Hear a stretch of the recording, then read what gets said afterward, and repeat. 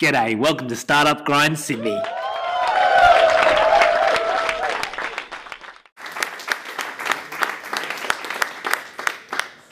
Thanks. Well, thanks for having me.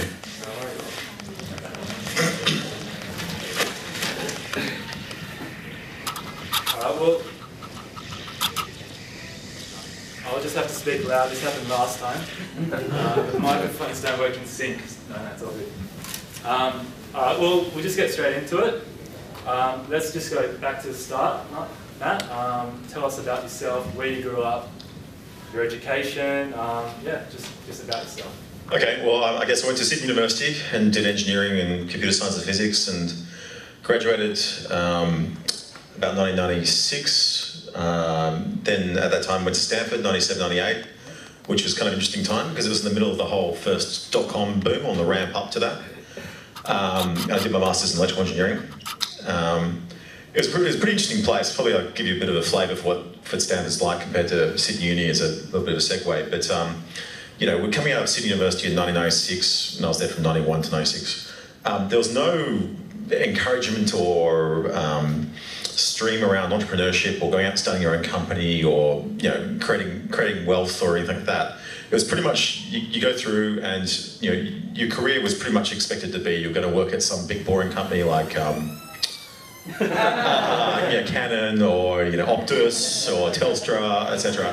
And you're going to have a long career just kind of being an engineer in a cubicle, and that was pretty much it. I went to Stanford. The first class I did was a class called Technology and Entrepreneurship, and I sat in this class and at the back, and it was restricted to 40 people, and I wasn't really paying attention. I was just kind of like daydreaming and doing what you do in class. And this guy comes in, Ken Hawke, and he says, I did this class 4 years ago, and in this class you write a business plan, right? You get 10 teams of 4. One guy's the CEO, one guy's the CTO, one guy's the VP marketing, one guy's the chief financial officer. And at the end, you basically pitch your idea for a business to a panel of real entrepreneurs, of real venture capitalists. I mean, we're talking the biggest guys in Silicon Valley, and that's your mark, right? And he goes, 4 years ago, I didn't know what I was going to do, and everyone in Silicon Valley wants to know what happens as a class because Yahoo started here, Excite started here in this class, right? And this guy came to me and he said, I've got this idea for a business plan. I'll pay you $1,000 if you do the business plan. And Ken goes, well, what's the idea? And the guy goes, it's from mail order battery company. And you remember at the time, 1994 it was roughly, that every phone needed to have a second battery, every laptop needed a second battery because the batteries were hopeless. So he goes, that idea is really stupid. I'm an electrical engineer, I'm doing my MBA, I want to do something to do, you're really cool. That's just like that's some sort of retail business. Anyway, I had 2 weeks to come up with his idea. He couldn't come up with one, so he thought, bugger it, I'll give my partners $100 each, I'll pocket $700, and I'll write this business plan and we'll just go with it. So we went with it, and at the end of the course, the guy came to him who gave him the $1,000 and said, what do you think about the idea? If I give you some money, do you want to do it for real? And he said, yeah, actually, I'm pretty excited about it. I think there's a huge opportunity. I think you can build a big business here. So the guy goes, okay, I'll give you some seed financing. How much do you need? What percentage of the company you give me? And he goes, 50 grand, and I'll give you 75%. Then he went home and go, what have I done? What have I done? I'll give you 50% for 50 grand. And he said he was pretty naive back then. Anyway, so he did that. He goes, I'll cut the long story short, but basically, he goes, the company today is worth $75 million. It's called 1-800-Batteries.com. We're taking off. I'll fund 4 teams in this class, $250,000 each. The other guy will fund 4 teams, $250,000 each, etc. And all of a sudden, like, everyone in the class is like, "Oh my God, what's happening here?" And that was just one class. And this is just an example of what Stanford was like. It was pretty much they don't really create knowledge, but what they do is they get the best people from around the world and they concentrate it in one place, and then they give them the encouragement, the tools, the framework, the encouragement and so forth to go out there and start companies. And starting a company for Stanford is really like if you failed, right? Because what Stanford really wants is you to stay on and be a professor and get a Nobel Prize. And by default, if you fail, you'll go out and start a company and get lots of money when you're an alumni. So, so if you do a PhD over there, first year you come up with an idea, second year you do some results, third year you're thinking about the commercialization, fourth year you've got financing lined up, and by 5th year, because it's a 5-year PhD, your company better have been started, and you're away. While at Sydney University, the PhD was basically, okay, don't really want to work, quite enjoy playing computer games. I think I'll screw around for the next 3.5 to 6 years playing Quake, and so on. And just incidentally, that class of 40 people with the market capitalization of company study in my year alone now is probably around 4 billion plus. Well, actually, it's higher now because PayPal, my mate started PayPal in that class. Underlay.com was Munjal Shah. He just started another company called Like.com, which he sold to Google 6 months ago for 60 million. And it goes on and on, like all the guys. It's kind of funny because over the years after that, one by one, you'll see them on the front cover of Red Herring, or my lecturer's on the front cover of Forbes is the most powerful woman in Silicon Valley, and so on. But anyway, I digress. But so went through all that, graduated. My friend, who's my lab partner, said, "I've got a great idea for a startup. Let's do it." So the two of us said, "Yeah, let's go." And then at the same time, I got an offer from a rock star security startup where I had some background in cryptography, and I thought, do I take this sure thing, which is like this offer to be employee number 8 at this rock star company, or do it with my lab partner? So I took the sure thing, which is this rock star company, and it was quite funny actually because 9 months later we were bought with no products, no revenue, no clue, no idea for like 64 million, and we thought, gee, it's too low. And I arrived to work that day, and there was like a Ferrari, a Porsche, Mercedes, whatever. I thought the venture capitalist was visiting, but it wasn't the guys who started the company sold it. But anyway, and my friend, as it turns out, the really risky thing with my lab partner, he raised $60 million about a month later and went off and did Underlay.com and built it up to be a big auction thing. So it was a pretty amazing time. Everything was, in kind of hindsight, you look back and go, gee, why didn't I do this, that, the other, and so on. At the time, it was you really notice what was, well, maybe I was just naive, but there's all this stuff starting. I mean, Google started when I was there, and the only reason I started using Google was because I took pity on it. It was over at the Computer Science Lab, Excite, and Alta Vista had all these banner ads at the top of their web pages. They were really slow to load.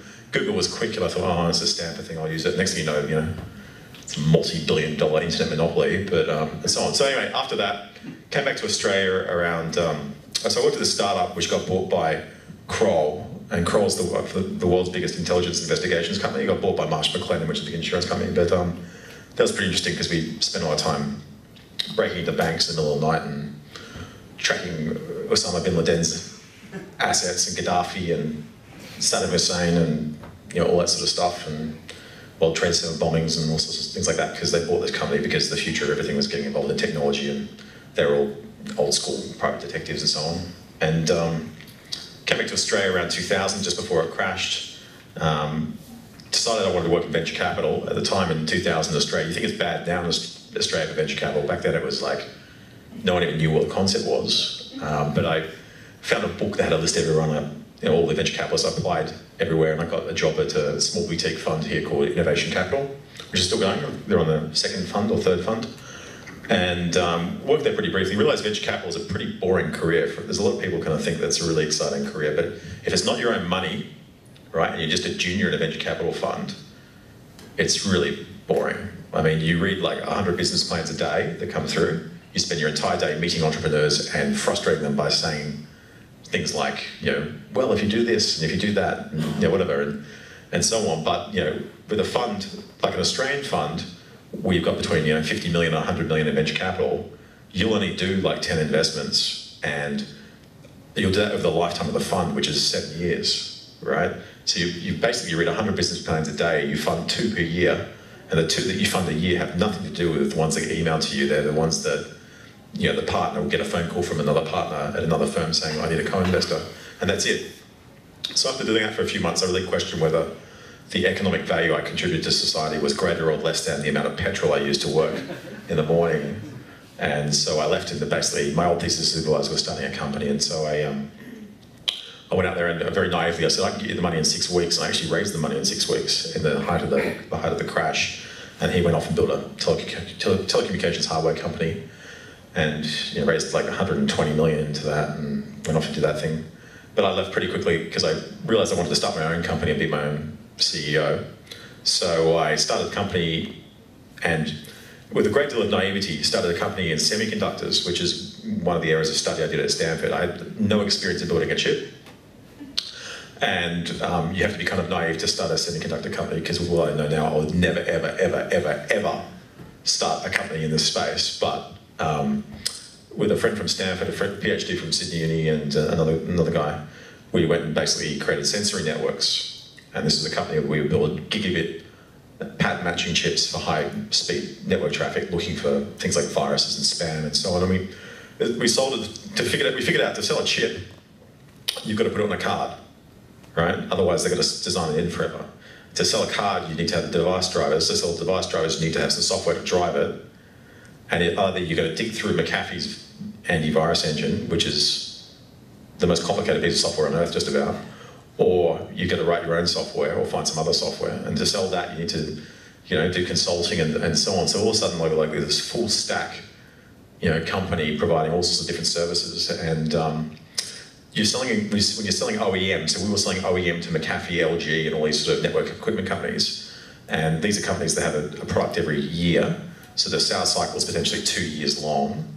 And then you've got to design the product, and then you've got to build up distribution, marketing, the channel, shipping, etc. And then, McAfee would say, oh, we want to manufacture the product now ourselves. The next thing you know, we're in the test equipment business, because we had to build the test equipment that McAfee could test the equipment that they manufactured, and it just goes on forever. So very, very capital-intensive business. We raised 30 million into it, and we're still losing money after 6 years.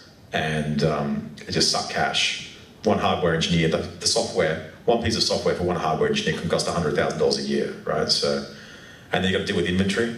So if you don't have any inventory, you can't sell anything. If you've got too much inventory, it's burning a hole in your balance sheet, and it's kind of depreciating pretty quickly and so forth. So it was a very, very tough business. So the last thing I did in that business was I turned into a software company. It's actually still running today. So 12 years later, it's now profitable and so forth. But my shareholding's de minimis at this stage. But ran that for 6 years. But after that, it was very difficult because I raised 30 million from like 9 venture capitalists. So I had every venture capitalist in Australia in that business. I had US investors, Singaporean investors. I had strategics. I had Xilinx, which made FPGAs. As a strategic investor, I basically had everyone, and every single venture capitalist was at each other's necks. If not, they're at my neck. And so, the reason why is you end up with, when you raise them up from so many different people, you have all this disalignment of incentives, right? You have new venture capitalists that want to take it to the next level. You have old venture capitalists that are, after 6 years, they're thinking they need to get an exit. You had American venture capitalists who thought Australian venture capitalists were hokey, and they were mostly, and and so forth. It was just a very difficult business to run with so many people around the board and so many people with thoughts about the direction of the business. And fundamentally, there were a number of failures of that business as well. There were market failures in the fact that we were building a product that was just way too early for market. The market size for gigabit networks in 2003 was tiny, right? And the amount of units that shipped for that sort of speed is tiny, right? And so forth. So there were market failures. There were failures with the investors. There were failures just in terms of the way we sold the product. So we had fantastic technology, but we sold at OEM. And the reason why we chose to sell at OEM was we thought it would be an easier sale because we had no experience in the sales process. And we didn't want to, if we could put it in a box and sell a network appliance, which is just a computer in a box, like a pizza box, that you put inside a rack, and we could sell that for $20,000 a pop, as opposed to a graphics card thing which sold for $500 a pop. It's just we had no experience in sales, so we would have to set up an enterprise sales team in the US, which is going to have a lot of salespeople out there, venture capitalists. Let's do an OEM sale where we have a small number of customers. We're doing multi-million-dollar deals, selling them large volumes of $500 cards. The problem is with that particular model is just it takes you 5 years before you get new volume with one customer, because you spend 2 years trying to sell it, 1 year designing it in, and you've got 3 years of them ramping the volume before you kind of get anywhere. And you better hope you sell a Cisco, because otherwise we won't get the volume. What we should have done is we should have put it inside a computer, sold it enterprise, sold it over the web, and so on, like a company like Barracuda did. And Barracuda is now publicly listed, and I think $1 billion company. But I did that for a while. It's very tiring. Eventually, after 6 years, I thought I've had enough. Converted to a software company and left. Spent a year skiing and relaxing, and then stumbled across. Well, I need to get. The history of Freelancer is basically I needed to get some work done And this was, I was just helping someone build a website. Which year was this? This is 2007, probably late 2007. And I was just going to get a directory of shops to help this business, right? And it's just shops, art and craft shops, right, across Australia for a wholesale business. It's actually my parents' business, my mum's business. And I was just going to, basically fill this directory up, and I thought that, if there's a directory of all the shops in Australia which they sell to, then all the other shops will want to sign up, and then we'll, just help them kind of get for lead generation. So I just need to fill in a spreadsheet with all the shops, all the phone numbers, all the addresses, all the email addresses, all the web addresses, and so on. And I was trying to get a little brother of a friend of mine to do the job, and it was absolutely impossible. He would work for half an hour, then he had soccer practice, and so on. I was going to pay him $2 an entry. There's 1,000 entries at a time, $2,000. And I still couldn't get him to do the job. And I was asking around, trying to find people, and I just had no idea how I could find someone to do this work, which was fundamentally really boring, repetitive work. But I needed it done, and I wanted to pay about $2,000. So I thought someone would do it. And after screwing around for 6 months, in frustration, I went to the internet and I thought, can I maybe find someone to do this? And I stumbled across this site called Get a Freelancer, which was a Swedish company. And it looked absolutely horrible. I mean, it looked like Craigslist in 2012, right? It was absolutely a shocking site. But I thought, whatever, I'll post a project. It cost me $5 at the time to post. And I walked away. I came back 3 hours later. I had 74 emails. In fact, we've changed this now, but the site was so spammy that every single time someone bid or sent you a message, you got emails. So you came back and there was this explosion in your email box.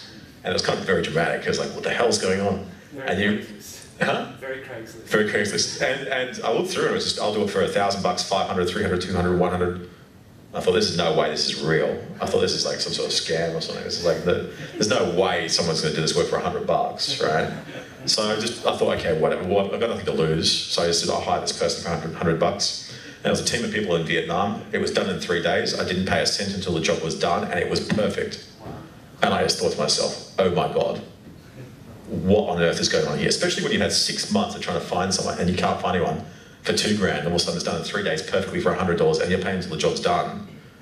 And I just thought, oh my God, what is happening, right? And I looked through it and I gained an understanding of where the freelancers were coming from, and I had no idea really about differential wages globally or anything like that. And I pretty much discovered that what was happening was the internet was connecting these countries up for the first time, and people were going online. It didn't seem like a lot of money to us, but to them it was a huge amount of money, right? For 5 billion people in the world, they live on $8 a day or less. You go to somewhere like the Philippines, and with a degree from university, you go into the mainstream industry, which is like BPO, call centers, and so forth. Your starting salary is about $220 a month with a degree from university. You go to Bangladesh, the minimum wage in some industries is $50 a month, $20 a month, and so $100 is actually for 3 days' work is actually quite good pay, right? For some people. And I discovered that what was happening was there's a whole class of entrepreneur that was basically arising, using the internet, making all this money, providing services. And then I thought to myself, why is there no eBay of jobs? I mean, it's pretty obvious to me there is going to be a multi-billion-dollar eBay of jobs, right? It's going to be a 20 billion, 30 billion, 40 billion market cap eBay, right? It's just obvious. There's a good, And I thought, why hasn't eBay done it? Right? I was just like, it's just flabbergasted that in 2008 by this stage, there was no global marketplace for services. I couldn't comprehend it, and so I spent a lot of time, trying to figure out why was the case. And I thought, okay, well, I need to get into this space because it's obviously going to be huge. So I wrote some software. I just downloaded a white label Facebook clone. There's a thing called Social Engine, which is for $250. You get basically Facebook, and you can just do whatever you want with it, just label it. And I downloaded a classifieds module, and I just hacked some code together and just skinned the whole thing. And ironically, I was hiring freelancers on Get a Freelancer to clone Get a Freelancer, because I couldn't do all the graphic design and so on. So it was like this feedback loop on the internet. And so in 2 weeks, I had a kind of a rough model where I got an idea of the business and how it worked, and really what I had to do to kind of grow it and so on. And I wrote a business plan and did some basic financials of just how much money do I need to raise and how long will it take, and and to get somewhere. And then I thought, geez, I found 2 competitors in the US. So there's 2 big competitors in the US that had raised between 60 and 120 million $100 million at the time, dollars, US, and had between 6 or 10 years head start. They didn't have big brand awareness. They were still in the tech, geeky early adopter circles. They hadn't set the world on fire. I mean, these guys have raised $100 million and had 10 years and spent it on a website. I mean, if I had $100 million in 10 years, I would have restarted the space program. But Elon Musk has done it in like 3. And Bezos is onto it. But I mean, Elon Musk is killing it. Like, this guy's a legend. But yeah, so basically I realized that no one is going to fund me to chase 2 competitors with $60 to $100 million in funding. Second of all, my name was absolutely toast walking out of Sensory, right? I walked out of Sensory in a pretty acrimonious situation where there was some dodgy stuff that US investor was trying to do by, wiping people, employees, shareholdings and stuff like that. And I said, you know what? I said, if you're going to do that, I'll just consider it my $30 million MBA. And they didn't like that very much at all. But that was basically pretty much my final words, and I walked out. And so, yeah. In terms of Australia, I mean, Australia today, even if you've kind of failed at something, it's not like a badge of honour. It's not like a thing. In the Valley, they say it is. A lot of investors will back someone who's kind of failed at something because they know that after they've learned their lessons, right? And you do learn a lot from failure. You learn a lot more from failure than you do as success, because anyone can hold the rudder when the sea is calm, but when the shit hits the fan, that's when you really learn. And certainly, this is my experience in hiring people in the US, for example, like VPs of marketing and VPs of sales. You can see these spectacular resumes where it says, from 1998 to 2000, I was VP of marketing at a company that grew revenues from 1 million to 500 million or something or other. And then how much was you doing this, and how much was like, a rising sea lifts all boats, right? I mean, how much, the market was hot, how much did you actually contribute to this? So you do learn a lot, but in Australia, it's partially true in Silicon Valley. It's certainly not really true in Australia yet, but back then, it was complete character assassination at this point in time. So my name was Mud. If I walked into any venture capitalist, I couldn't raise any money if I wanted to, and I thought no one's going to give it to me, so I need to figure out how I can do this, right? And so I thought maybe I need to buy rather than build, right? Maybe I could buy some of these marketplaces, or one of them, and get going. So I kind of just, out of interest, I just pinged the entire mid-market. So I looked at, I did a survey. I downloaded like the top 1 million websites on Alexa, which is free. You just go to alexa.com, you just download them. And I just grepped out LANs for any freelance website. And then I emailed every single one of them saying they didn't have any venture backing, and said, are you interested in selling? And I got about 3 companies saying, yeah, we're interested in selling. And I said, well, send me through some info, and someone looked at it. And ironically, the first site I used, Get a Freelancer, they said, we're in due diligence now to actually sell, and we have 6 companies interested. And turns out it was the 2 competitors in the US that were looking at it. It was Network Solutions, there was Jupiter Media, I think Media Bistro, and there was one other, I think Internet Brands or something or other, one of the listed companies in the US that collects websites. And I looked at the data, and I asked him, how much do you want? He told me a price. And I thought to myself, well, you need to add a 0 to the end of this. So I thought, this is a company that had 500,000 users. It was, at the time, had $26 million US had gone through its PayPal account. And the guy was one guy with no employees living on a fish farm in Vanuatu, 5 homeschooled children with blonde hair down to the ankles. And every day I would get up and process 65,000 PayPal transactions a month, right? There was tremendous volume, and the reason, even though the site looked like crap, there was huge volume because people were literally feeding their families in, they're making their month's wage in like 3 days, or 2 days, or 1 day, or it was 20 minutes, right? So there was huge activity on the site. It was horrible to use. Where was the activity coming from? Well, the jobs were coming from the US, and the jobs are being fulfilled mainly in India. And that's somewhat reflected in Bangladesh and Pakistan, Philippines, and so on. But mainly the US jobs. But the people who were using the site from an employer side standpoint were very technical. We're talking extreme edgy techie, very early adopters. And so he gave me a price, and I thought, geez, I need to move on this.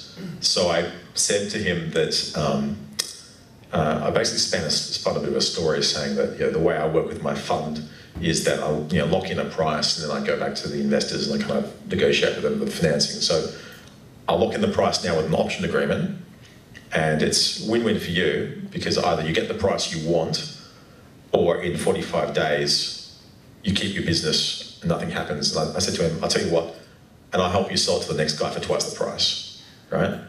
And then he's like, well, maybe I can hire you as a CEO, but I talked to him and I didn't think that was the right thing to do. So I locked in an option agreement and I went off and I tried to raise money, and I literally went everywhere. So I went to all the venture capitalists I could go to, and most of them didn't want to see me. A couple of them did see me, but kind of, what, fish farm Vanuatu? Look at the website, what is this?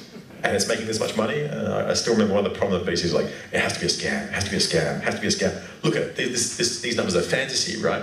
I said, well, here's the analytics account. 0.25% of the world's population have visited this website already in the last 6 years, right? Or 4 years, whatever the time was. It's data from Google Analytics, right? And there's just huge volume of traffic coming from basically the subcontinent, Southeast Asia. And I couldn't really understand it. Venture capitalists couldn't understand it because it was a bit of a management buy-in. It wasn't a traditional, here's my idea, here are my 3 teammates, we have PowerPoint, we have nothing else, and we're making no money, and we're losing money, right? It is a case of there's ridiculous volume going through this site for what it is, and so on. They couldn't grapple it.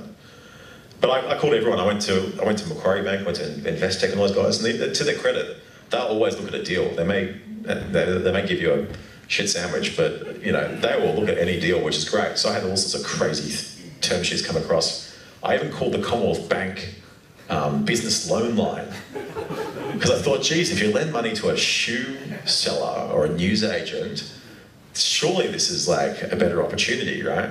So I literally called the phone because I saw the interest rate was like 7% or something. I thought, this is legendary, right? And the guy on the phone I spoke to was a young tech guy, and he's like, yeah, this is awesome. And I got a call back from his manager who said, we will never, ever, ever fund a business like this. You've got to be absolutely stupid, right? And so on, and it went on and on. And then what happened was I thought, okay, I need to get some credibility around the company a little bit. So I went to a couple of my friends and said, do you want to go on the board or whatever? So I got Darren Williams on the board. And then I went, there's a guy called Simon Clausen who started a company called PC Tools, actually just across the road here. And this was this is one of Australia's best internet entrepreneurs ever. He started a company which is basically free antivirus. It's called PC Tools Spyware Doctor. You've probably heard of it. And it was basically the best business model in the world. It was basically, he outsourced on a marketplace competitive to mine back in 2001 or whatever it was, this software for $1,000. And a company in India built the software, and it was basically free. And he put it on downloads.com. Top, you search the internet for 20 minutes, you find this, you go to downloads.com, you go to the #1 download, you download it, takes you 10 minutes, you run it on your computer, it takes 3 hours. It says, yes, you've got viruses. Do you want me to remove them? You go, great, yes, great. Please accept your credit card and pay $49.95 per year, right? The ultimate captive business model. You've just spent 3.5 hours screwing around, and now you've got a choice. Do I pay my $49.95 to remove the viruses, which are annoying the hell out of me, or do I spend another 3.5 hours maybe to find the same problem when I download the next free piece of software? It's brilliant.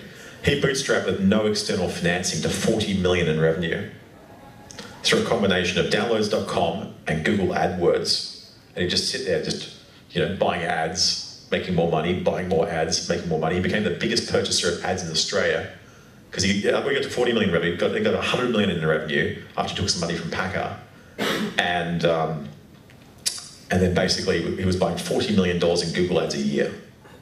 Right, the biggest purchaser in Australia of Google Ads to make $100 million in revenue. And he sold that to Symantec for 300 and something million. And he's retired, lives in Geneva. I think he's 3 years younger than me. And enjoying himself. But I went to him and just basically said, do you want to go on the board? Because I actually didn't click that he made a lot of money. I just thought, oh, you've got some good experience in consumer internet, you want to do it? And he said, maybe. And he goes, I'm interested. And so I brought to him a few of these deals, like the term sheets that were coming through.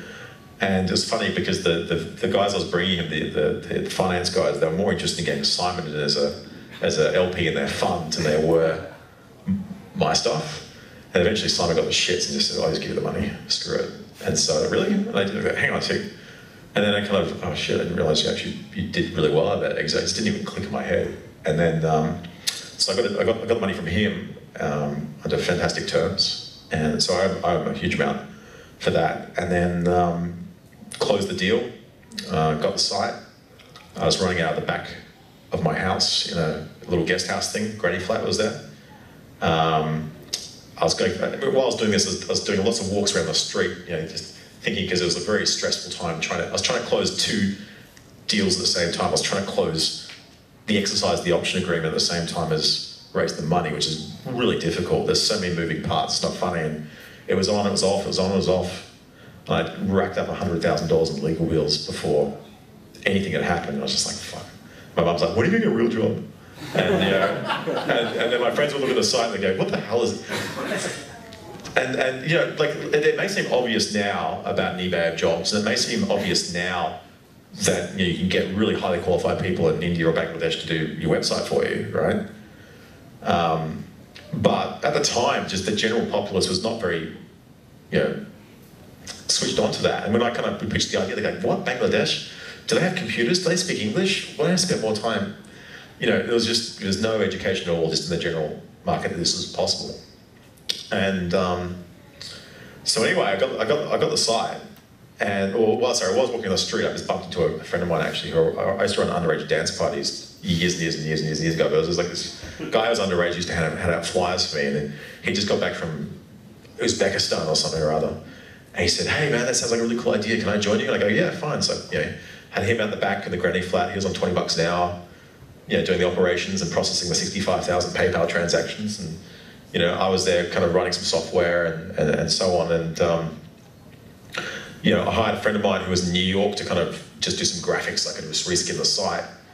And at the time, there was no employees. There was one contractor in the Philippines who was on $2.34 an hour working the graveyard shift for 500,000 users, badly. And there was 3 contract Ukrainian programmers who wrote software in Ukrainian. And occasionally would do support where they'd bring people up and suspend their accounts for saying using non-normative lexicon. And all sorts of crazy Ukrainian sayings like this. So, I got my friend to kind of reskin this, do the graphics, and I reskinned it myself. And the Ukrainians were very negative on it, saying, no, it's going to ruin our eyes. There's too many colors. I like the grays. And it's kind of interesting, and this is why it's kind of interesting that the future of marketing today is growth and analytics and data science. My VP of growth is actually in the front row, but it gives you an idea of why it's so important and why I don't have a VP of marketing. Is the second that I actually changed the graphics on the site, the revenue doubled permanently. Like instantly, permanently, just because people looked at it in the behavioral economics, people go, oh, this looks like a normal site, I can trust this, and bang, right? Something as simple as that. So revenue then started to explode.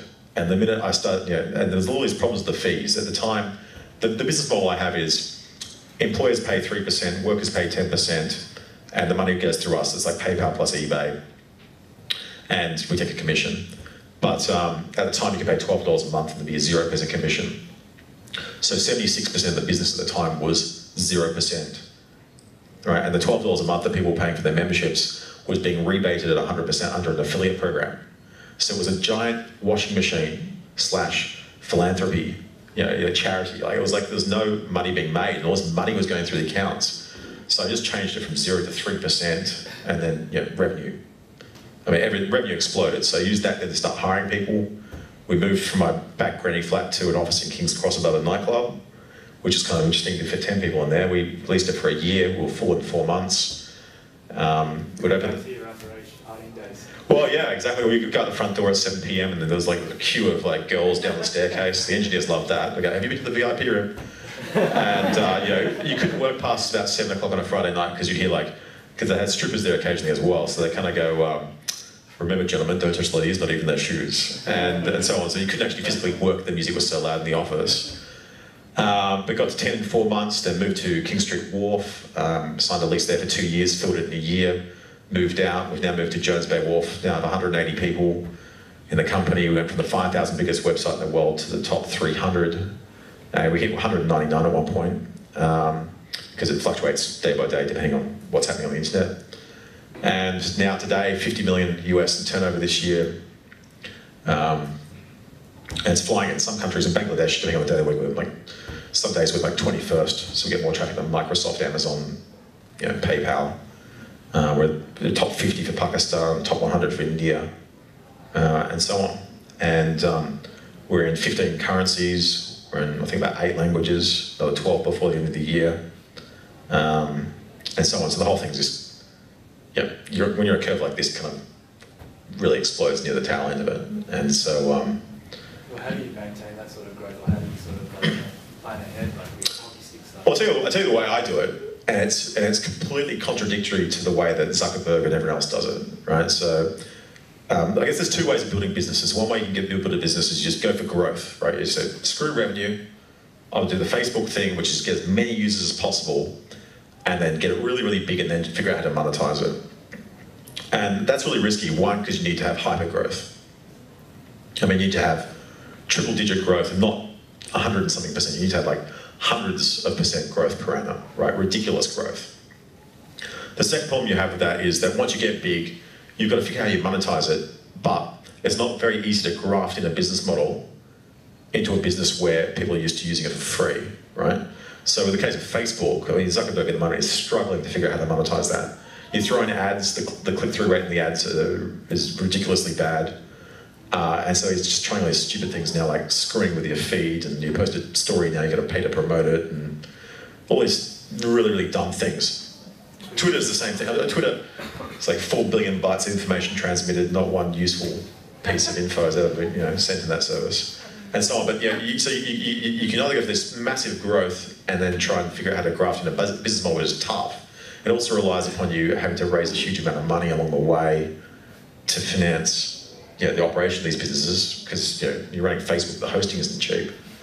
And or the other way you do it is you try and build something where you can bootstrap it and grow it organically. And I think that I prefer that way, because you have a lot more sure. It's a lot safer, right? Because you can look at the numbers, you say this much money I'm making, this much money I'm spending, and so on. So the way I've grown it over the last 3 years really was, well, you can't predict what's going to happen in 3 years, right? I mean, face it, the entire consumer internet industry didn't really exist 8 years ago, right? 8 years ago, there was no Facebook, there was no Twitter, there was no Zynga. I mean, like all the Pinterest, all these companies didn't exist, right? So it's all new, right? So how am I going to know what's going to happen in 3 years, let alone 1 year? So what I've been doing is I treated the whole thing as a massive operations research problem, right? I have a huge fire hose of traffic. I don't need to go out there and market extensively to grow the business. But what I need to do is I need to figure out how I can kind of get incremental revenue. So what I do is I look 1 month ahead and I go, okay, I want to get like 100% growth year on year. So I just want to get 8% more revenue next month. So how can I do that? Looking at the core funnel, right? So you map the core funnel, which is basically your traffic converts to signups, converts to posting projects, converts to bids on those projects, to projects getting awarded, projects getting accepted, money getting paid, money getting completed, feedback being left, and repeat business. So you build this. You can get more sophisticated in this, and I look at that and go, what's the conversion rates between each of those steps of the funnel? Where are we deficient? How can we optimize that parameter? And what programs can we build to basically optimize every single one of these conversion ratios, but we'll focus on the ones that the low-hanging fruit is first. So it might be the award to accept ratio, or it might be the post-project to getting good bids in ratio, and you have to figure out what can I do to do that. And if you're methodical and you keep doing that, and you just focus on that, you can get there, because I can't tell you in a year from now how I'm going to double my revenue, but I can tell you next month how I'm going to get the 8%. And I can distribute goals across the organisation to every single person that will contribute to getting the 8% month on month. And we've just done that religiously for 4 years. And it works, right? Well, what are your thoughts on some of the newer disruptive e-commerce business models like Airbnb, flash sales sites? Well, you want the official story or the unofficial story? Let's go with unofficial. Unofficial. All these really big companies that go for growth, I talked about the Facebook getting big, whatever, every single one of them, pretty much without exception, has done a couple of things. One is they've violated some law, right? So Google got big by copyright infringement with YouTube, and the big thing that happened, I was told by one of the guys inside YouTube, was And what YouTube's competitors actually told me, the defining moment was there was one day, there was a Saturday Night Live skit that went on. That was like an amazing skit. And when they apparently, off the record, apparently there were videos being uploaded by certain people that were very close to your company, perhaps even working at the company. And they uploaded this one Saturday Night Live video that went absolutely crazy. And so forth. And actually it turned out the law, YouTube sued, I think that Viacom was deliberately uploading videos of their shows to kind of get growth. But you know, every single one of these big companies have done something. You know, Facebook's been with privacy, Google's been with copyright infringement, Airbnb is violation of the hotel codes, and it goes on and on and on. But that's one thing they've done. The second thing they've done is every single one of them has basically harnessed what I call a distribution fire hose to get big, right? And these distribution, you know, the whole premise of the internet today, and the reason why you can grow so fast and you can do so in an unprecedented rate in history, is because there are 7 billion people in the world, there are 2 billion people on the internet. And being 2 billion people on the internet, that means there's 2 billion customers willing to buy today, and there are ways to distribute to those customers faster than history, right? I mean, Facebook 0 to 1 billion users in 8 years, Twitter 0 to 400 million users in 6 years. Cityville, a game inside Facebook, 0 to 100 million users, 45 days. And they're customers, right? And so these, I'll give you examples. So Zynga is the classic of this. Zynga harnessed the distribution fire hose being Facebook. Facebook, everyone's got like 300 friends, so if I can find a way to get someone to refer to their 300 friends and their 300 friends and their 300 friends, you get an exponential the power of 300, right? And what basically happens is, Zynga, for example, with their games, to get anywhere in the games, you've got to invite your friends, right? A classic example that's happened recently was with the Open Graph API, Vidi. So there was a new thing that every few months, Zuckerberg will open up something to allow you to grow extremely rapidly inside Facebook and then turn it off. So all these distribution fire hoses, they're very fleeting. You can get in there early. It's like a hedge fund. You've got to figure out these strategies early, and when too many people get in there, there's crowding and the strategies fail. But in the case of Facebook, just recently, The Guardian, Vidi and SocialCam harnessed this Open Graph API. And you may have noticed when you looked at Facebook, you had all this spam in your feed about so-and-so watched a video. And the thing was, if you wanted to watch the video, you had to go and install the app.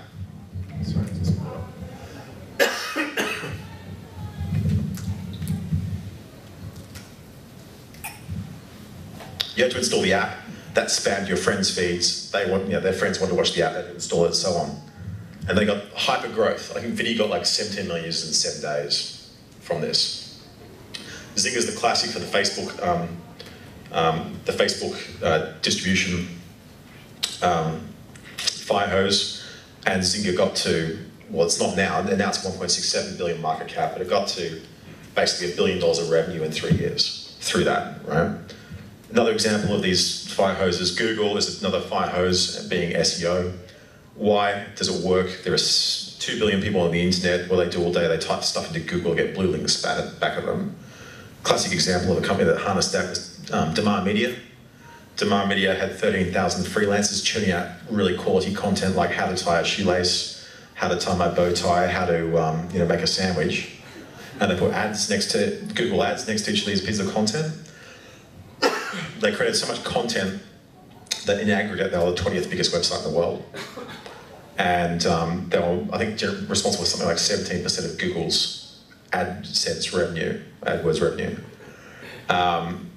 Basically, SEOing these pages with just churning out long tail content and so on. Airbnb, which is an example of Airbnb, came back, long segue, but apparently the story with Airbnb is that they tried all this stuff, nothing worked. And then they figured out, well, what we can maybe do is get a subcontractor to set up all these fake Gmail accounts under girls' names. And the reason why girls' names are really good is because people don't want to argue with a girl on the internet, right? Because they're all gorgeous and amazing. And then anyone who posts an ad for a property on Craigslist, just send an email and say, hey, I just saw your thing and it looks really cool. Have you heard about Airbnb? And apparently, there's a whole article on this online if you search for it, but apparently spammed the hell out of Craigslist and got really big really quickly. And then they backed off when Craigslist found out about it. They admitted to it? Yeah. So I can't really think of one big consumer internet site that didn't do this. Groupon did the same thing. The fire hose they harnessed was email spamming, getting you to spam your friends. So, you know, you sign up to get the group offer, you got to spam your friends with the group offer and so on. So all these companies get these hyper growth and get billions of users. The only way you can get there is if one user refers hundreds of users and you just get like this whole viral thing happening. There's nothing else you can do to get this sort of growth. It just doesn't exist. And so on. So, yeah, so the question was, what do you think about the business models of these companies? Well, I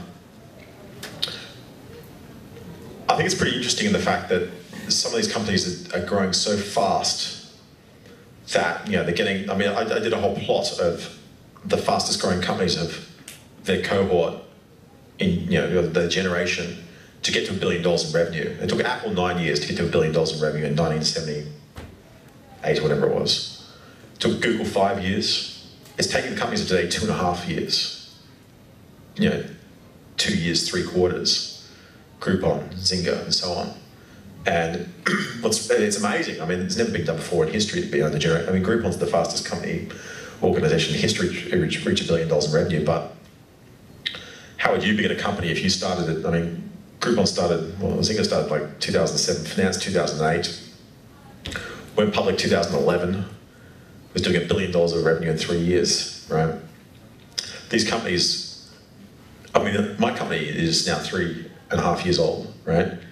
If I was doing $1 billion of revenue now and going public, oh my God, I am not ready, right? I would not have the right management team, I wouldn't have the plan, I wouldn't have the strategy, I wouldn't have the right just people anywhere. The whole middle management team would be screwed up, right? I mean, like, these companies must be absolute mayhem on the inside. So on the outside, it's amazing. They're getting these ridiculous revenues really, really quickly, but I don't know how sustainable they are, and certainly the wheels have fallen off the Zynga bus and the Groupon bus and so on. So I think there's a huge amount of opportunity, and I reckon they've done an amazing job to kind of get really big really quickly, right? So do you think that whole marketplace sort of growth sort of aspect is going to sort of bust? Or no, it's going to get stronger and stronger and stronger. Yeah. I mean, eventually every single person in the world will be connected to the internet and you'll be able to reach them instantly. Another classic example is distribution fire hoses. And all those companies I mentioned, by like Groupon, Airbnb, these are all billion-dollar companies, and they're only like 3 years old when they reached $1 billion in revenue, right? I don't think Airbnb is close to that in revenue, but they're certainly $1 billion market cap. Another classic example is the App Store for mobile phone apps, right? I mean, there was a company that went along and got in really early, and they made this little game, and it involves 3 University of Helsinki students, and you flick little pigs at buildings, and they're building like little birds at buildings with pigs in them or something or other. And they just got in really early and got to the top of the leaderboard in the game section, and that company last year did 75 million euros in revenue. They're thinking of going public. They're a multi-billion-dollar version. That's Rovio, Angry Birds. Now that opportunity, all these channels, they're very fleeting, right? Other people get in there, you can't do it anymore. Now there's 750,000 apps in the App Store. If you try doing it today, you've got no chance. You know, I mean, you've got to be really lucky. It's not going to happen. So I think they're going to get stronger. And anyone thinking of doing a company, particularly a consumer internet company, you need to be thinking like this. And there's certainly a lot of innovation in business models, I think, which is amazing. I just think it must be, you know, if you jump onto the back of a gorilla, you better hold on tight, because it's going to be absolutely crazy. And I think the company's growing faster than their ability to mature.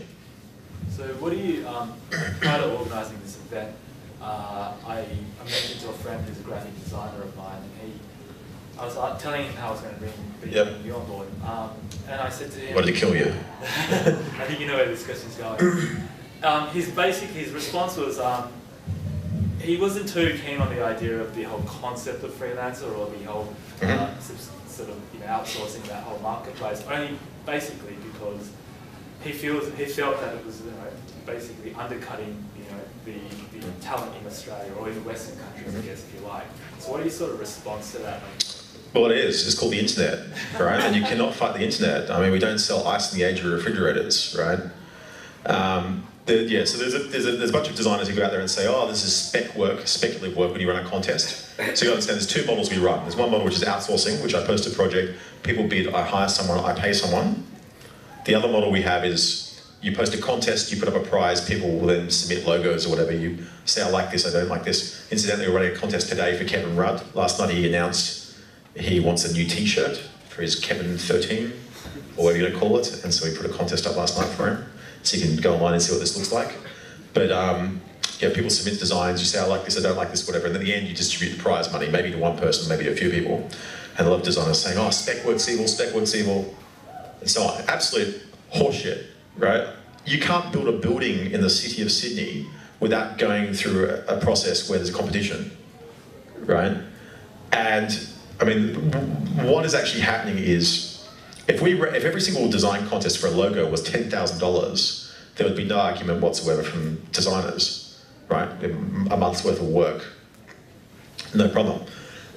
What they don't realise is that, you know, $390 is a month's worth of work for a lot of people, like most of the world's population, and so on. And yeah, it's disrupting the way design was done, because designers used to rely upon the bread and butter. Everyone wants to start a business, you know, something like 60% of people want to start a business, 5% of people actually do. But all those people are thinking about it, the first thing they do is want to get a logo and some cool business cards, and then they'll think about actually if they're going to take the effort to go do something. So the bread and butter for a lot of designers was, like, I'll just do your logo and your business cards for $2,000 and so on. I mean, unfortunately, I'm sorry to say, but those days are over, and you can get done now for, you know, $100, right, or $50, or whatever it may be, $200. So yeah, there's a lot of people who are upset about that, but you know, the days of being average are over. If you think you can go into any career in the world today and think it's not going to be different in a few years, let alone 20 years, you're gravely mistaken. I mean, the internet is connecting everyone, and there are a lot of people who are a lot hungrier and smarter than you and poorer than you that want to work and want your job, right, and want your lifestyle.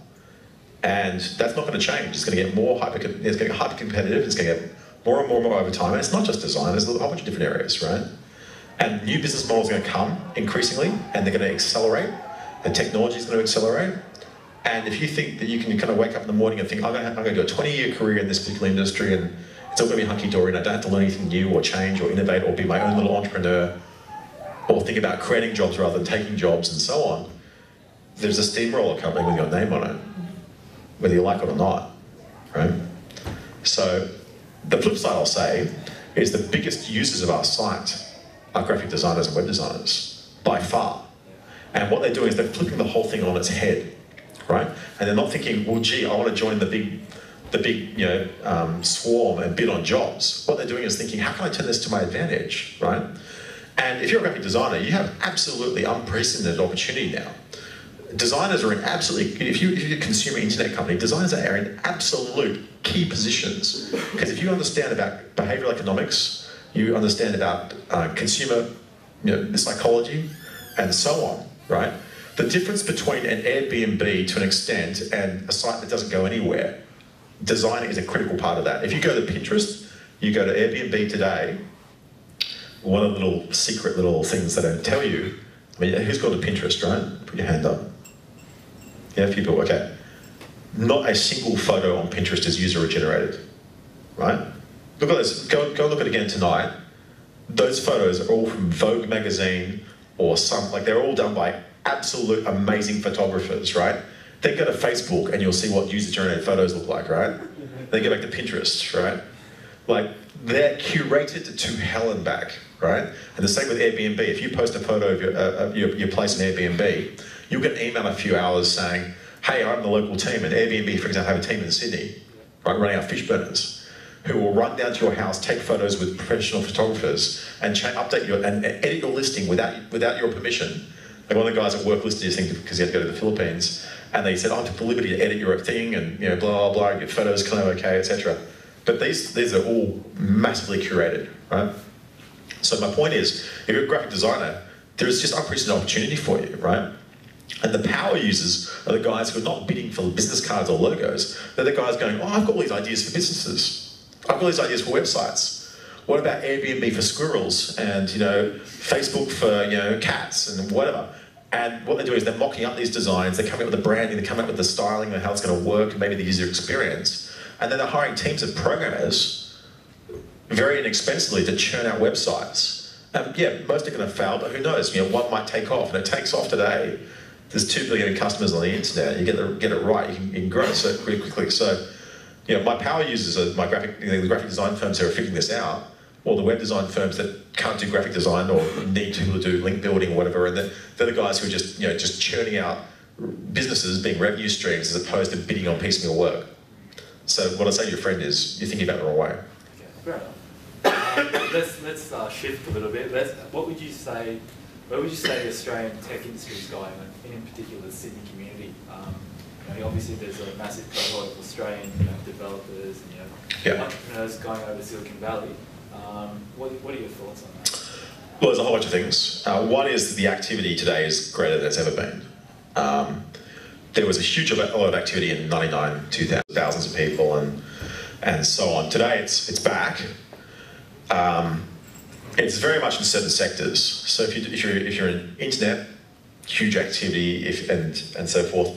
If you're doing mobile, some activity. If you're doing hardware or biotech or anything, stuff like that, hard stuff, it's pretty tough. But there is some stuff going on. Globally, we certainly punch above our weight.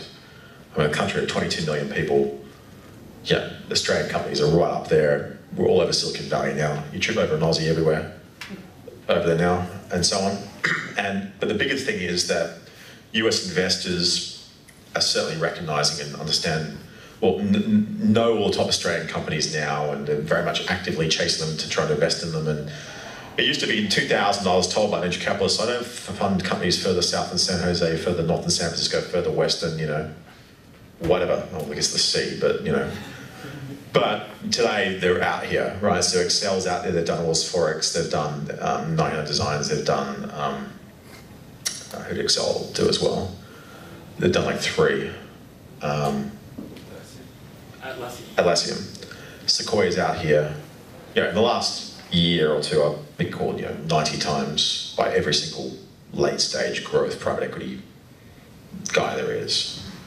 So they're definitely out here looking for opportunities, certainly because the valuations and the value got really frothy. But also there's great businesses here. And the great thing about the businesses here that actually get somewhere, so this is kind of the late stage. So I'm talking to companies that are doing 5, 10, 15, 50 million in revenue plus. You're all late stage on the way to IPO or trade sale. The good thing about these companies are, it's kind of a byproduct of what the Australian venture capital community is. The Australian venture capital community doesn't really exist at this point, and it's really their own fault. They didn't really get. They run their own. The venture capitalists, to an extent, really run their own startups, right? Which is they have a fund number 1, and if fund number 1 doesn't work, they won't get fund number 2 or 3. And a lot of them get VCs of the early 2000s. They didn't do very well, and so they didn't raise a second fund, and that's pretty much the reason why. And then the super funds who are investing in these funds said, "Ooh, I don't know about Australian VCs. Maybe I can lose my money perfectly well by myself. So maybe I'll do my own investing." And in fact, you actually see some super funds making direct investments in companies. Like I think Posse, for example, got direct investment for a super fund, which is unheard of and really weird. But and so on. But today, last year, the Australian venture capital community raised 113 million. It went into 3 funds. It was mainly biotech. 70% went into triage of existing investments, which is just keep pumping to the existing companies. I think there were 3 total investments in technology. Total. No, there's nothing. There's a lot of money in Australia. We're one of the largest financial centres in the world. It's just you've got to go to different people, right? Not the Commonwealth Bank. I've tried that, but there's family money. There's the investment banks. There's a range of entrepreneurs now got money and coming back and making investments and so on. So, but it's around. You just need to be creative and keep knocking on doors and so on. But there's a lot of activity here. So there's a lot of the consumer internet's booming. There's probably more incubators than startups. And so on. There's lots of events, which is great. There's a big support network. Now and the great thing is now there's a lot of information online as well. So if you want to do something, you can watch videos, you can go to the Stanford Entrepreneur Corner, you can go to TechCrunch and Hacker News, which is great. And certainly at university, we dig stuff out of the ground, we ship it to China. We don't even elaborately transform the stuff we dig out of the ground into any manufactured goods, right? It's a pretty thin economy at the end of the day. And I worry that we're going to turn into Argentina when China goes off the rails. But, technology is one area we can really do it. Because the reason why is the capital efficiency of technology in some sectors, like consumer internet and or even enterprise software and what have you, is just unprecedented, right? I mean, it used to be you fund a company $5 million with a Series A venture financing. Now you do it 20 grand, right? 50 grand. The reason why is because 20 grand will fund 4 guys in a room, feed them noodles for 4 months, and throw up a website or a mobile app. And if you get a bit of traction, you can tell pretty quickly whether it's going to go somewhere or not. And if you don't, the downside risk is very tiny, and so on. So. For Australia, it doesn't cost a lot of money, right? To actually go out there. I mean, the spending originally was 43 billion on the NBN. It's probably sacrilege saying this here at Vodafone, but I don't know. But you could take $1 billion and you could absolutely revolutionise the technology industry in Australia, like absolutely transform it, right? So instead of 93% of households getting fibre, it's 91%. And you take that other $1 billion and you pump it into education. You've got to get every high school student in Australia learning how to program. They're doing it now in Estonia, they're doing it in the UK. In Estonia, they're doing it from primary school. They're teaching people like to learn languages, they're teaching how to program, right? And you fund into the universities, you get the universities a lot more focused, you've got to clean out all the dead wood in terms of the professors that are there now and get a lot more commercial and so on. But there's a lot of things you can do. But I think it's the only way that our country in the future can actually float, right? Full stop. All our export growth, our GDP is only driven by the export growth in commodities. And when you get leverage with commodities, when you dig something out of the ground for 90 cents, you sell it for $1, and you're making 10 cents, and all of a sudden that dollar goes to $2, your 10 cents goes to $1.10. So you get like this massive leverage in commodity prices. When the commodity prices go up, but it goes down just as fast, and we're coming off the cycle now, and so on. But I'm pretty excited. I just think the enthusiasm. Now there's been a massive mindset change. But one thing I don't like is there's a big philosophy going around town, which is, Australia sucks. There's no venture capital here. You got to go to the US, start a company there, incorporate in the US, skip Australia. That's the way you got to do it, and that's a horseshit, right? In fact, it's problematic for a lot of guys who do that, because a lot of young people that go along, they want to start a company, they move to Silicon Valley, they don't have a visa, some of them are dropping out of university, so they've got very difficult opportunity to get a visa, not having a university degree, and they're missing out their education. They don't have the support networks. And you understand, the Valley is a very competitive place to try and attract talent and keep and retain talent. If you look at what's happening, I mean, there's a whole mindset that I think it's very unhealthy there, where people are jumping onto companies that are about to go public, getting their lottery ticket, and then getting really upset 3 months later when Zynga doesn't buy them a house, right? And then they leave, right? And it's really hard in that environment to actually retain people, pay people, and keep them, right? Well, in Australia, it's a lot easier to do so. And, there is money around. I think it's a great place to start a company. Depending on what your industry you're in, you do need to think about where the market is. And for most businesses, the market is not here.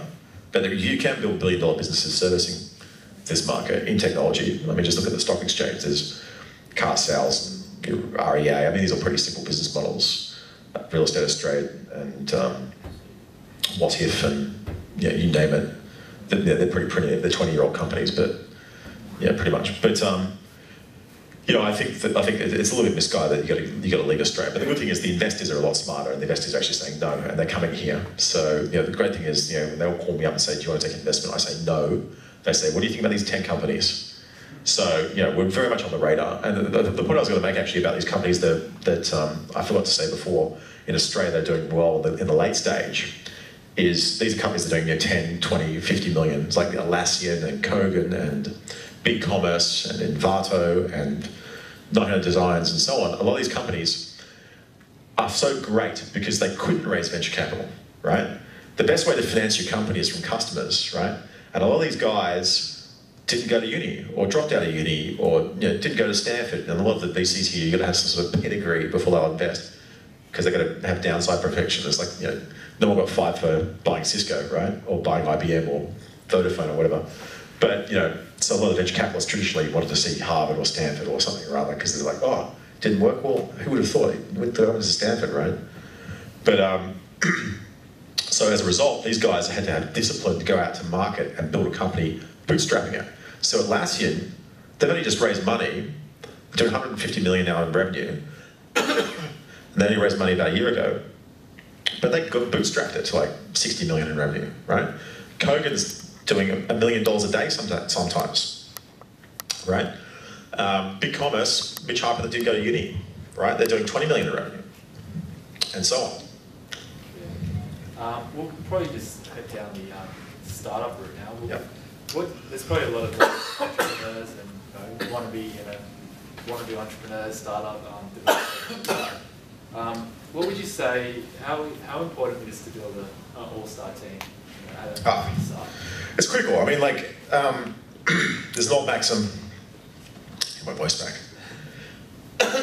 There's an old maximum in Silicon Valley, which is an investor will always back a A-grade team with a B-grade idea, but they'll never fund a B-grade team with an A-grade idea, right? Team is critical. Doing it with a team of one is nearly impossible. I did it, and it was the hardest thing I've ever done in my life, and I certainly wouldn't have been able to get where I got to without, you know, track record. 2 is probably best, then 3, then 4, no more than 4. But in that founding team, try and get the best people you can get. And you'll be working with them.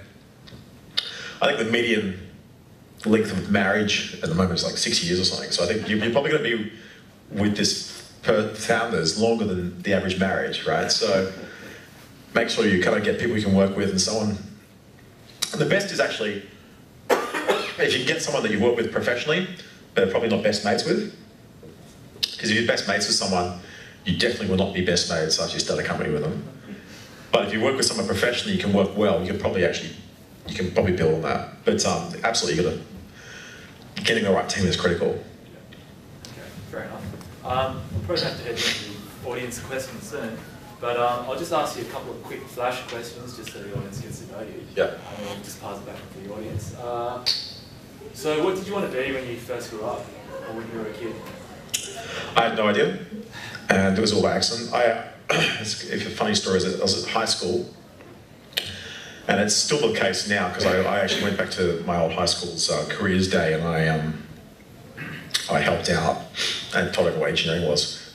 When I graduated from high school, I didn't even know what the word engineering was, and it was only by accident I went to a careers fair and there was an engineer there. Before there, I went to the counsellor and I put archaeologist on my thing, and he pulled me in and said, "You can be bored out of your brain. You work next door at the museum, and then don't do that." And then I had no idea what I was going to do, and then basically my friend said, "I'm doing engineering, do engineering," and I went to this careers fair, and just so happened that someone's dad was there, and kind of said, "This is what I do," and I saying it's cool, I'll enroll, right? So I had no idea. I'll tell you what I did do. I figured out what I didn't want to do, and by process of elimination, I kind of ended up here, right? And that actually works for young people who say, "Oh, I don't know what to do." So just make a list of all the things you don't want to do, and eventually you'll kind of figure out where you're going to fit. Okay, fair. Which entrepreneurs are you constantly inspired by? Elon Musk is a legend, right? I mean, this guy, I mean, what he's doing now, pretty much single-handedly. So those of you who don't know, so Elon Musk went to he's a South African guy. He did his undergrad, I forgot where it was, somewhere in the US in physics. Got to Stanford, lasted like 3 weeks or something or other. His brother said, "I'm starting an internet company." This is about a year or 2 before me. A year before me, I think it was. And he started one called Zip2, which is a website that basically sold technology to newspapers to help them go online. He then sold that for like 300 million, like 2 or 3 years later. Really early in the first dot-com boom. And then he started X.com, which merged with my friend Ken Howard's business Confinity to form PayPal. He was CEO for a little bit of that company. They sold that for, I think, 1.6 billion. But with all the money he made from these businesses, and he's like 2 years older than me, he has started 3 companies where he put $100 million, which is basically all his money, into these 3 businesses. One is Tesla, and they're building electric cars. I mean, let me tell you, not many people have started car companies in the last, 50 years, right? Outside of China or Korea, right? And in the US, of all places, and this is right, I think he started at the height of when General Motors was going bust, right? I mean, this is like the most craziest idea in the world, is to start an electric car company. The reason why he wanted to do it was he wanted to change the world, and he believed that cars, pollution and this, that, the other was bad, and you could do it with electric cars, so he started this company. And he backed it with his own money. At the same time, he started a company called Solar City. It was his idea, but he got his cousins to run it, which is basically doing solar panels, solar installations and so forth. So not the panels themselves, but I think the solution. And on top of that, a space company, SpaceX. He's building rockets, which he wants to die on Mars. He wants to kind of restart the space program, and he's done it pretty much single-handedly. An electric car company, a rocket company, and a solar company. It's like, that's why when they made Iron Man, they based the character Tony Stark on him, right? He has one of the suits in the like, this is just Jesus Christ, right? If you want to feel inadequate, go read his Wikipedia entry. It's just like, what the fuck, right? How do you do this? But yeah, he's pretty amazing. Peter Thiel as well. I mean, the whole PayPal mafia is crazy. I mean, Chad Hurley went up and did YouTube, and it just goes on and on and on. Like, that company, when it sold, basically, they're the mafia of Silicon Valley. Like, they're involved in some way in just about every company that's there. Peter Thiel went off and wrote the first check to Facebook. So Peter Thiel was the CEO of Confinity, which became PayPal. And they kind of swapped a little bit, but then Thiel went off and wrote a check for PayPal, and then made for Facebook, and made a monster on that, and started a hedge fund bet on oil. Oil went to $150 a barrel. Hedge fund went down again, but etc. But crazy. Reid Hoffman, LinkedIn, so on. What are some of your current startups or current in consumer internet companies that you sort of bullish on, or you sort of? That's a good question. Well, I'm bullish on one company that came out of my class that I teach, called Leasate. I'm one chairman of this. This is a company that's going to go and disrupt the rental property market. Started by some young grads from Sydney University, and if you think about it, there are so many industries in the world where it's just like, I mean, what's happening is the world's going on undergoing a tremendous transformation. I mean, Mark Andreessen calls it software's eating the world. Mary Meeker from Kleiner Perkins calls it the reimagination of everything. But every single industry we can think of today is turning into a software company, right? So the biggest direct marketing company in the world is a software company. It's Google.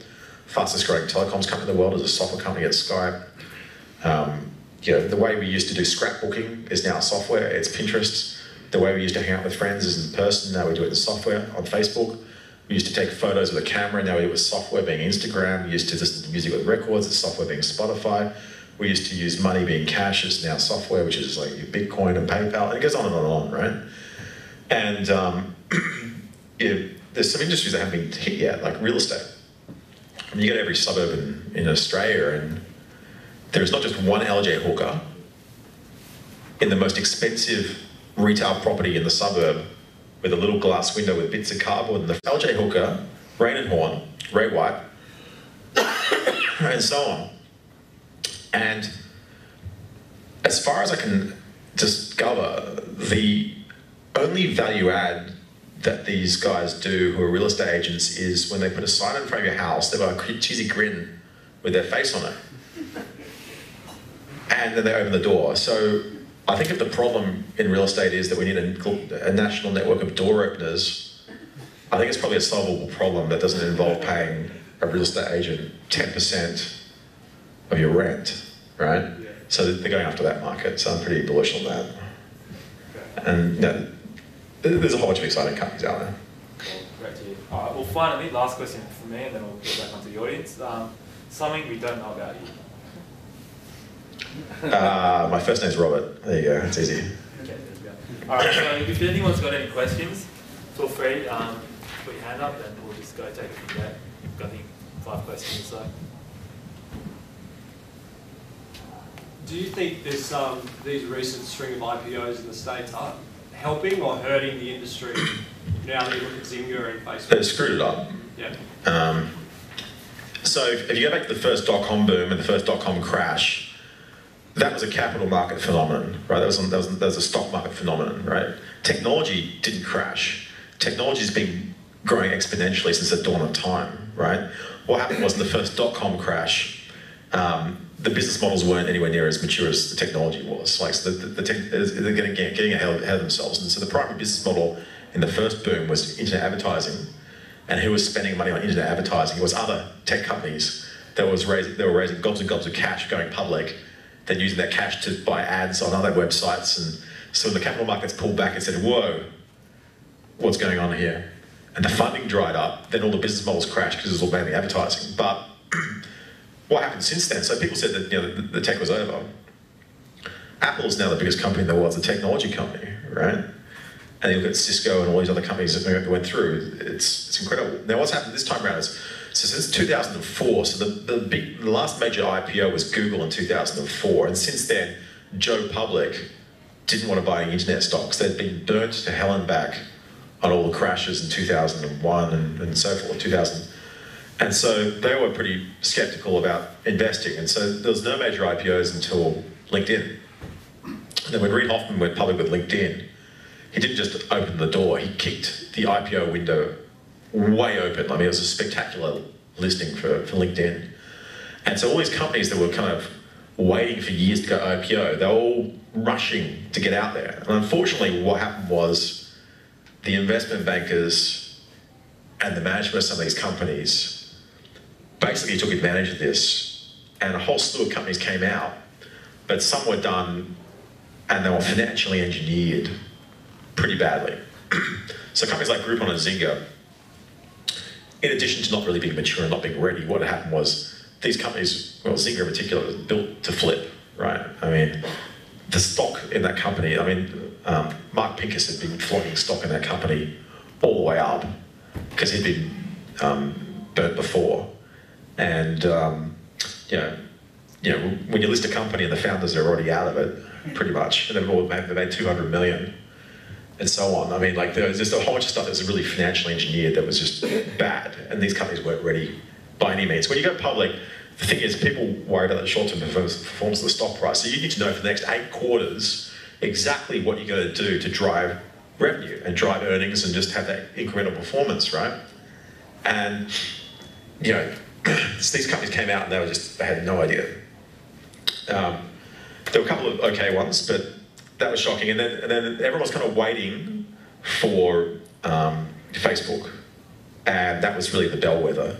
And if that IPO went off well, let me tell you, the tech market would be absolutely booming, because what it means is, if Joe Public is willing to mop up $18 billion worth of stock, and the stock goes up and they're feeling good about themselves, that money is coming back into every single IPO that hits the market, right? It would have been absolutely crazy times.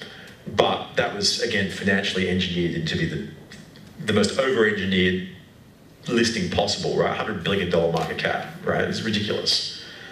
Now that that's come back and it's halved, the wheels are off the bus of the Zynga bus. It's trading at 1.6 billion, which is exactly the value of the cash at bank, minus, you know, they've got the building as well, they've just built and so forth. I mean, the value of that business is effectively enterprise value of zero, and so on. That what it's meant is that it's burnt the public again, because, you know, all these people, mum and dads went and bought into Facebook, get halved. Do you think they're going to be really enthusiastic about the next issue? No. And so they've kind of screwed themselves, you know, they've kind of screwed the technology industry up to an extent, the fact that if you can't list the stock so easily, then it's going to be a longer route to liquidity for the investors. The most likely route to liquidity anyway is a trade sale. Trade sales are typically smaller than IPOs, so the returns for the investors are going to be smaller, etc. So it's just kind of, and therefore, you know, it's created a lot of problems. The wheels haven't come off the bus as much as they did in 2000, right, at all. I'm a little bit surprised. There certainly has been pullback from the venture capitalists. I've seen the rate of phone calls, for example, of late stage guys is kind of subdued. You talk to them, for example, and And they used to be really hyper excited about doing a $300 million when it gets to the public markets, and that's not good. So do you think that mobile apps that we are like having on app stores, we are again in the path of bubble burst, next bubble burst? Well, I mean, I'm generally negative on mobile apps for a few reasons. One is you're in a captive market, right? So pretty much you've got the Apple distribution channel, you've got the Google distribution channel. They take a lion's share, they determine whether you're in there or not. If they don't like you, or they discover you're making a lot of money, they might do it for themselves and just chop you. So in the iPhone 5, there's no YouTube on the, by default, right? I just discovered I had to go around, actually iOS 6, I don't have the iPhone 5 yet, but I uploaded to iOS 6 and it deleted YouTube. So what the fuck, right? Like, where did my YouTube go? Maps, it's gone, right? Like, I mean, if you make a lot of money, they can just take the idea and do it themselves, and there's nothing you can do. And they can just, there's arbitrary rules. So I don't like it anyway. The other thing is these whole walled gardens. Like Steve Jobs, with his reality distortion field, has done a tremendous job in convincing people to pay 99 cents for a dicky little thing that would never pay a cent for on the internet, right? Like this whole walled garden model, somehow it's rational paying 99 cents to download a calculator, right? It's just stupid, right? We don't do this on the internet. This has been done before. These walled gardens exist. There's a thing called CompuServe back in the 80s, right? Where you used to you dial up on the modem, you'd be in a walled garden, you click on this, it's 20 bucks, you click on this, it's 20 bucks, you click on this, it's 20 bucks. They last and they generate windfall profits for a short period of time, and then when the cracks appear on the wall, they disappear overnight.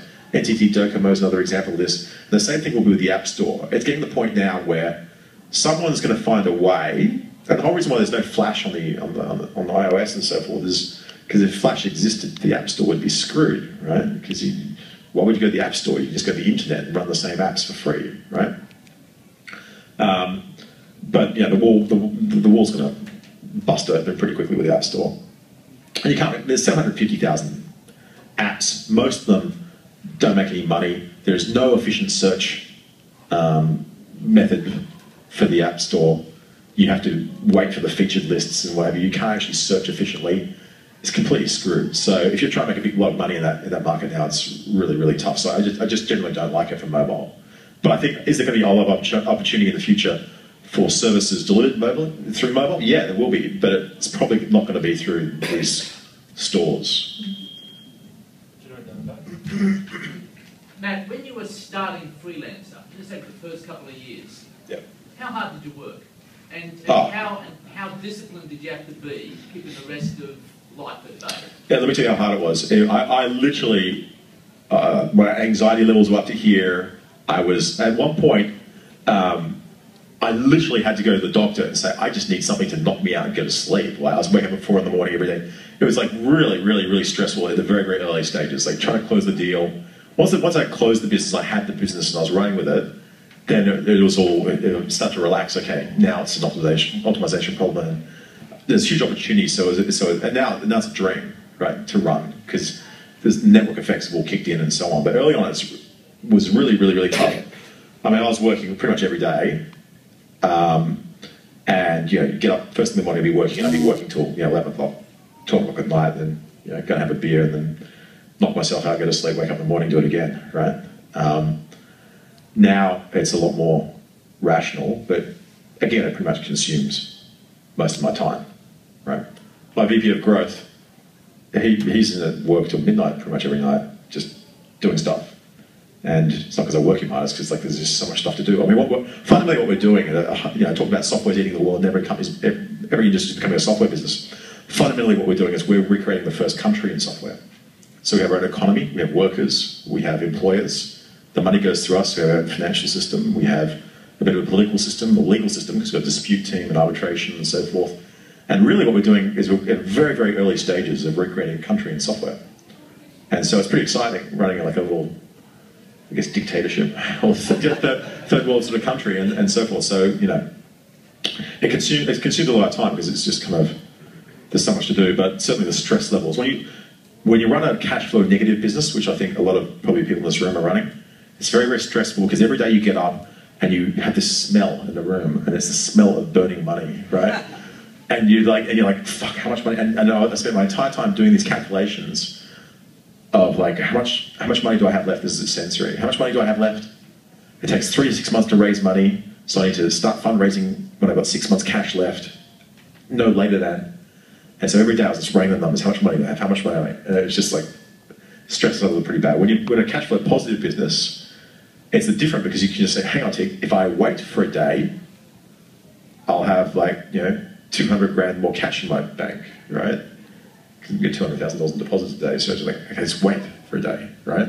It's complete opposite when you cash flow negative, but yeah, early on, huge stress. I mean, don't plan on having anything else in your life. Mark, just going back to the early investment process, could you just provide some key insights related to pitching, just the pitch in general?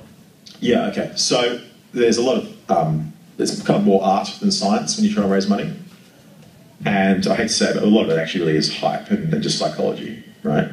First thing I do is, or advice to you is, if you want to go and pitch and you want, first of all, try and build a business without having to raise any money. It's my number one advice. Number two is, if you definitely need to raise some money, do your pitch and then go look through all the investors and find the absolute worst investor in the world that you absolutely hate.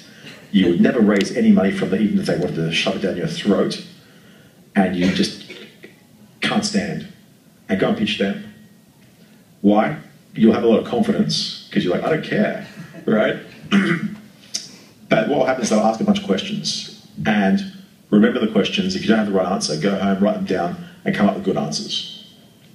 And then go to the second worst investor and do the same thing, and then the third worst, and whatever. By the time you get to the guys you want to actually pitch, you've got all the questions, you've got the answers, you're confident, and it's great, right?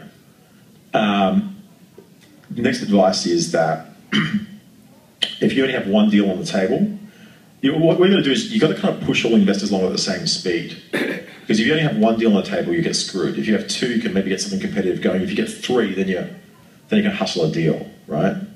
So you're always going to have competitive tension, and you can do that by scarcity, by time, deadlines, and so on.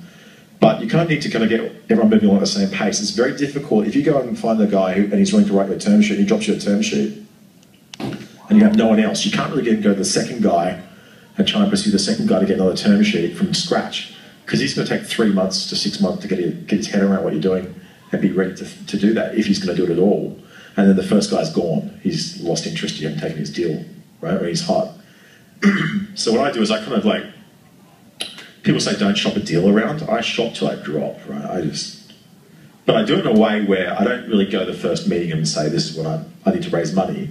The first meeting I always go, look, I'm just telling you what I'm doing. I'm not raising money right now, etc. So the shields aren't on, or the armor's not on. It's kind of like under the radar a little bit. Oh, yeah, kind of.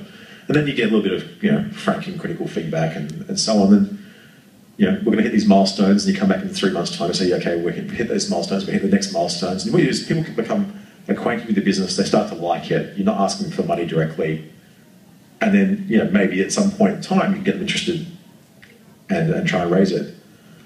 And then you've got to always have, as I said, you're always going to have competitive deals, so you need to be pushing along and have at least 3 people who you think are going to write you a term sheet at the same time, because if you've got 3, you can horse trade. If you've got 2, it's hard. Can you talk about how you hired your first 10 staff? Did you hire from Freelancer.com? Well, we hired. Yeah, I did actually. I hired a huge number of staff, and even today I've got a corporate development team in the Philippines that pay $6 an hour that searches for acquisition opportunities, and they're amazing, right? And they have access to Bloomberg and Reuters and so on. But first guy was the guy I found in the street as I walking around the block, stressed. The second guy was went on the board. Third guy, I needed an engineer, and I didn't have enough money really to pay. All the guys who worked at my previous company now were so far along in their careers, they needed ridiculous money, so I couldn't really afford them yet. So I thought, how am I going to do this? So I actually posted a job on Seek. I said I wanted to hire on Seek, and I put the job at $70,000 or something like that. And I guess we had no profile, and the website looked like crap and so on, so I didn't really get the best candidates applying. and I borrowed a friend's conference room in the city, and I kind of had these candidates come in. And they're mainly, you know, there were actually some pretty good guys coming in the interview, but yeah, they're all overseas students, usually broken English, and I think we were probably the last company on the list they went to, because we had like no profile or no nothing, and no one knew who we were, and so on. And it's kind of interesting actually, because when we actually found a guy who was actually pretty good, and we asked him how much he wanted, and he actually pitched me half of what the job ad said, and I thought, okay, I'll hire you and your friends and anyone else you've got. And so I actually managed to hire pretty cost-effectively off Seek, and then, you know, hired his friends, and that's pretty much how I got going. It's pretty straightforward, I guess. If you were able to receive, to get the funding when you were looking at starting Freelancer and not resort to having to buy another business, yeah, how do you think things would have worked out differently? Do you think you would be where you are right now? No, not close. When you start a business, it's all about timing. And if I was 6 months earlier with Freelancer, it wouldn't have worked. And if it was 6 months later, it wouldn't have worked. It was really lucky, huge luck. The timing was just spot on. Because if it was 6 months later, that business would have sold. If I started from scratch, I'd be so far behind everyone. It would just, you know, but to get the first million users, the first million in revenue, it would have taken a year to 2 years minimum. And it'd just be so far behind, the market would have moved. And if I was earlier, I'd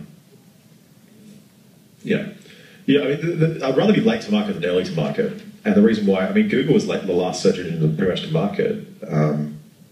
You had AltaVista, Excite, Yahoo, and so on. Facebook was the last social network to market. They said social network was dead when it started. Microsoft is pretty much the last operating system to market, commercial operating system.